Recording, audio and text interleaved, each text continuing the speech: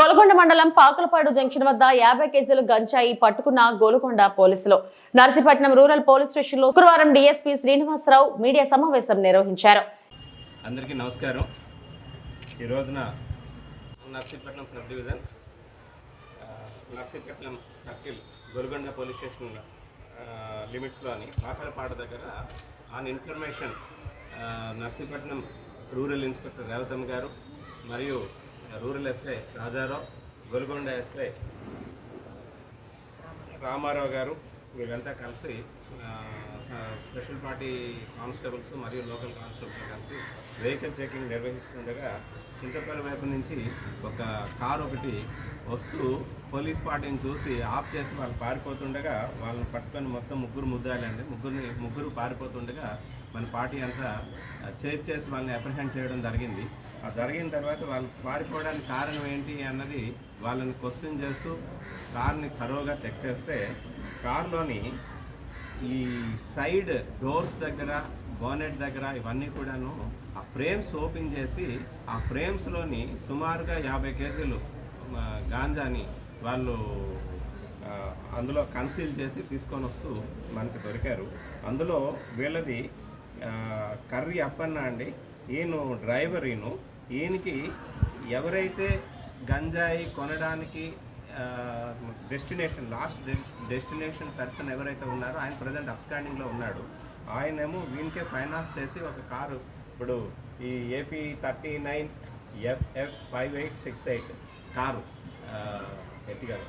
Ertiga car, ఆ కార్ని కొనేసి కేవలం ఈ గాంజా ట్రాన్స్పోర్టేషన్ కోసం అని చెప్పేసి ఆయనకి A2కి ఇవ్వడం జరిగింది.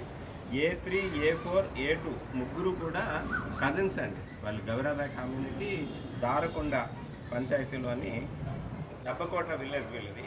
వీళ్ళు ఎప్పుడో ఒక 50 years బ్యాక్ వీళ్ళ ఫ్యామిలీస్ అక్కడ సెటిల్ అయిపోయి వీళ్ళు అక్కడ ఆ బిజినెస్తో పాటు ఈ గాంజాను కూడా అమ్మడం, ట్రాన్స్పోర్ట్ చేయడం ఇదంతా కూడా బిజినెస్గా పెట్టుకొని చేస్తున్నారు. ఎవరైతే ఈ కార్ డ్రైవరు ఉన్నారో ఆయనకి గతంలో ఒక గంజాయి కేసు ఉంది.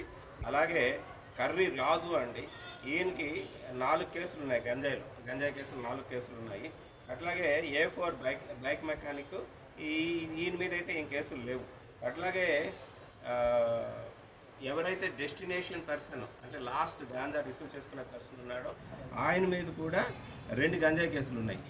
వీళ్ళంతా కూడా దీనికి అలవాటు పడిన నేరస్తులు,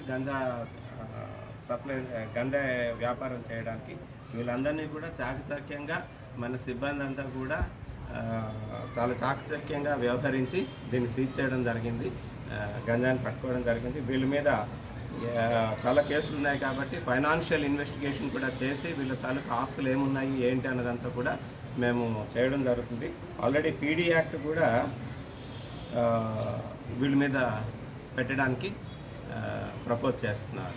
వీళ్ళని ఈ టీంని మన ఎస్పీ గారు, అనకాపల్లి జిల్లా ఎస్పీ గారు తుహిన్ సింగ్ IPS గారు అభినందించడం జరిగింది. రేపు క్రైమ్ మీటింగ్లో వాళ్ళకి రివార్డ్స్ ఇవ్వడం జరుగుతుంది. నేను కూడా వీళ్ళందరినీ కూడా ఎంటైర్ టీం అంతా కూడాను అప్రిషియేట్ చేస్తున్నాను. 2,50,000 అండి మన దగ్గర అయితే. ఇప్పుడు వన్స్ ఇది కానీ డెస్టినేషన్కి వెళ్ళేసరికి ఇంచుమించుగా ఒక 10 times పెరుగుతుంది అన్నమాట. ఇంకా ఎక్కువే జరగడానికి ఉంది. 10 to 15 times వరకు దీని తాలూకా వాల్యూ అక్కడ ఉన్న డిమాండ్ని బట్టి ఇది అవుతుంది.